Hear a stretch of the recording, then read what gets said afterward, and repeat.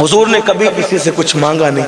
تو اس لیے اتحاد کے ساتھ رہو، اتفاق کے ساتھ رہو، ایک دوسرے سے صلح کرو. اگر کوئی ناراض ہو جائے نا اس کو خود ہی منایا کرو، اس کی بھی برکت ہے.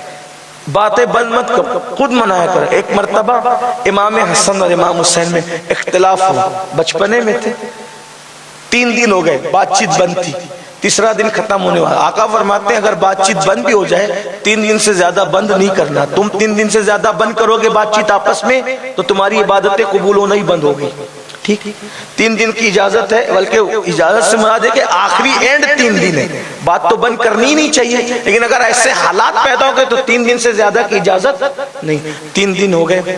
امام حسین نے امام حسن کو خط لکھا، بھیا سرکار نے 3 دن سے زیادہ بات بند کرنے کے لیے منع فرمایا ہے، لیکن یہ بھی کہا جو پہلے بات شروع کرے گا وہ پہلے جنت میں جائے گا. میں پہلے شروع کر سکتا تھا لیکن چھوٹا ہوں نا تم سے، تو چاہتا ہوں کہ پہلے آپ جنت میں جائیں، اس لیے پہلے آپ آ کر مجھ سے بات شروع کریں. یہ ہوتی بات. اس لیے میرے بھائیوں ایک دوسرے سے خود ہی دیکھو، معافی مانگنے والا کبھی چھوٹا نہیں ہوتا، معاف کرنے والا کبھی چھوٹا نہیں ہوتا. باپ کا قاتل بھی، توجہ آپ کی، باپ کا قاتل بھی اگر معافی مانگنے کے لیے آ جائے تو مسلمان کا یہ حق بنتا ہے کہ اس کو معاف کر دے. بات آخری ہو رہی تھی لیکن اس پہ ایک روایت پڑھوں آپ کے سامنے، پڑھ سکتا ہوں؟ آؤ دیکھو. اللہ اکبر. مورخ نے لکھا ہے، پتہ نہیں مورخ نے کہاں تک انصاف کیا ہے، لیکن فتح مکہ کے دن اللہ کے رسول نے فرمایا یہ لوگ جہاں نظر آئے ان کو وہی قتل کر دو. حضور نے کہا کیونکہ ان لوگوں نے ایسے کام ہی کیے تھے. ان میں سے ایک نام تھا وحشی.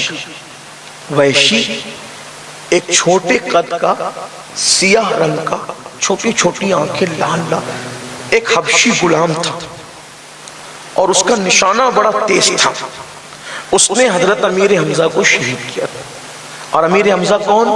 حضور کے سگے چچا، حضور کے چچا. اور اتنے چہیتے کہ دونوں چچا ہونے کے بعد بھی ایک دوسرے کے رضائی بھائی بھی تھے اور بہت محبت تھی دونوں کے درمیان. اتنی محبت تھی، ایمان نہیں لائے تھے حضرت امیر حمزہ تب بھی بہت محبت کرتے تھے، پھر ایمان لے آئے، بلکہ ایمان لانے کا واقعہ بھی محبت ہی بنا. کیا محبت بنا؟ ایک مرتبہ حضور کعبے کے پاس کھڑے ہو کے عبادت کر رہے تھے. امیر حمزہ گئے ہوئے تھے شکار کے لیے، شکار بہت پسند تھا، شکار کرنا گئے تھے شکار. اچھا جب شکار کر کے آتے تھے نا تو آگے رکھ کے لاتے تھے سینہ تان کے، کہ میں کتنا شکار لاتا ہوں. بڑا چوڑا سینہ تھا، بہت خوبصورت تھے، اونچے قد کے تھے، بڑے بہادر امیر حمزہ رضی اللہ تبارک و تعالیٰ. تو شکار پہ گئے ہوئے تھے. میرے آقا کعبے شریف کے پاس کھڑے ہو کے عبادت کر رہے تھے. ابو جہل آیا، حضور کا سر پکڑا اور کعبے کی دیوار سے ٹکرانا شروع کیا. جب حضور کا سر اس نے کعبے سے ٹکرایا سر پھٹ گیا. جب سر پھٹ گیا یہ منظر امیر حمزہ کی بیوی نے اور ان کی کنیز نے دیکھا. دونوں غصے میں، چچی تھی نا، چچی تھی، غصے میں آئی. اور میرے آقا جب سر پکڑ کر کے گھر گئے تو یہ بھی تاریخ ہے کہ اس دن میرے نبی کے گھر میں اس زخمی سر پر پٹی باندھنے کے لیے کپڑا بھی موجود نہیں تھا. میرے اور تمہارے نبی نے اتنی محنت سے یہ اللہ کا دین ہم تک پہنچایا کہ اگر وہ زخمی ہو جاتے تھے تو ان کے سر پہ کبھی کبھی گھر میں ان دنوں پٹی باندھنے کے لیے کپڑا بھی میسر نہیں آتا تھا. اللہ اس خاتون پر رحمتیں اور سلام نازل فرمائے.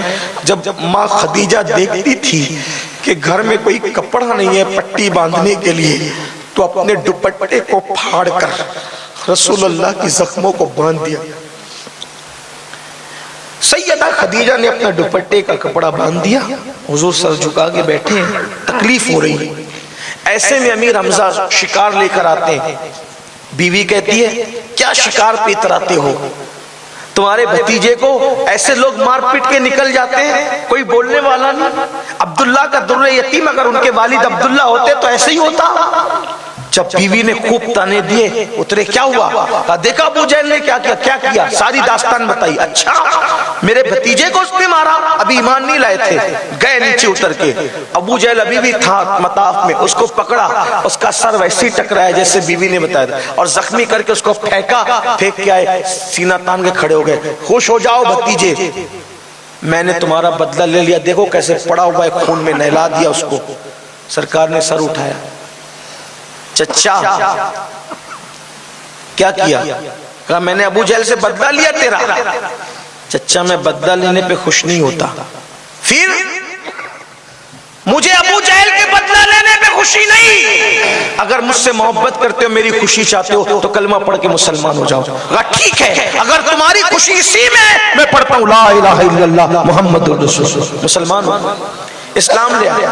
جس دن اسلام لایا اس دن کمر ٹوٹ گئی کفر کی، وہ تو سب پریشان ہو گئے مکے والے۔ پھر بہت خدمت کی حضور، بہت خدمت کی۔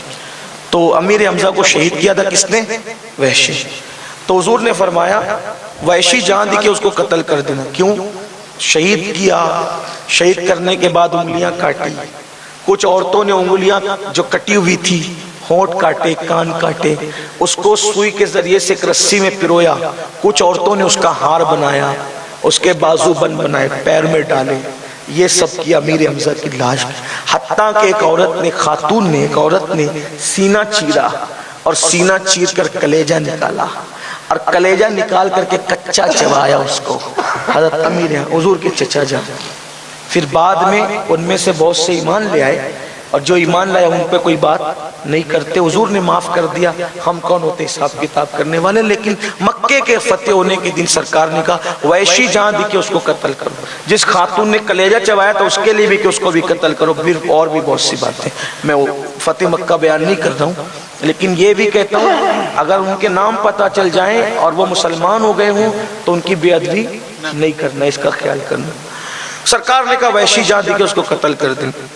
اس گویا کہ وحشی کا نام بلیک لسٹ میں تھا۔ کسی نے کہا وحشی آج مکے پہ محمد الرسول اللہ کی حکومت ہے، وہ فاتح بن کر آئے،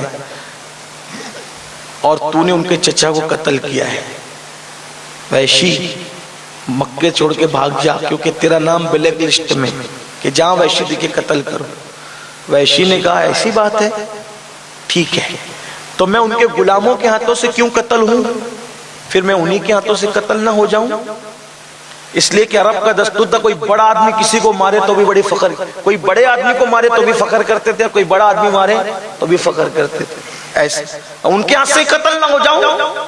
حضور علیہ السلام بیٹھے ہوئے، وحشی گیا، ابھی تک حضور علیہ السلام نے وحشی کو دیکھا نہیں تھا، وحشی گیا، کھڑا ہو گیا اور کہا اے محمد روحی فدا صلی اللہ علیہ وسلم، کیا مجھے آپ معاف نہیں کر سکتے؟ کیا کہا؟ آپ مجھے معاف نہیں کر سکتے؟ سرکار نے نظریں اٹھائی، کون ہے تو؟ میں وحشی ہوں، حمزہ کا قاتل۔ ہاں، معاف نہیں کر سکتے؟ سرکار نے کہا کر سکتا ہوں۔ کون؟ چچا کا قاتل، سینہ چیرنے والا، کلیجہ نکال کے دینے والا، کسی کو چبانے کے لیے، انگلیاں کاٹنے والا، ہونٹ کاٹنے والا، اور آئے معافی مانگنے کے لیے۔ فرمایا معاف کر سکتا ہوں، کلمہ پڑھ مسلمان ہو جا، معاف کر دوں گا۔ وحشی ہوشیار تھا، مورخ لکھتا ہے، اس نے کہا اگر آپ معاف کر دیں گے اور آپ کا اللہ معاف نہ کرے تو؟ سرکار نے فرمایا میں معاف کر دوں گا تو میرا اللہ بھی معاف کر دے گا، اگر نہیں معاف کیا تو؟ قربان کہاں تک تاریخ دانوں نے انصاف کیا مجھے نہیں پتا، لیکن مورخ ایک جملہ لکھتا ہے کہ جب وحشی نے کہا اگر آپ نے معاف کر دیا اور آپ کا اللہ معاف نہ کرے تو وحشی کو میرے آقا فرماتے ہیں وحشی ایسا نہیں ہوگا، میں نے معاف کیا تو اللہ بھی معاف کرے گا، لیکن اگر تو یہ سوچتا ہے کہ ایسا ہوگا کہ اللہ معاف نہ کرے تو ساری امت کے لیے ایک سجدہ کروں گا، اور اگر اس نے تجھے معاف نہیں کیا تو تیرے اکیلے کے لیے ایک سجدہ کر کے تیری مغفرت کرواؤں گا۔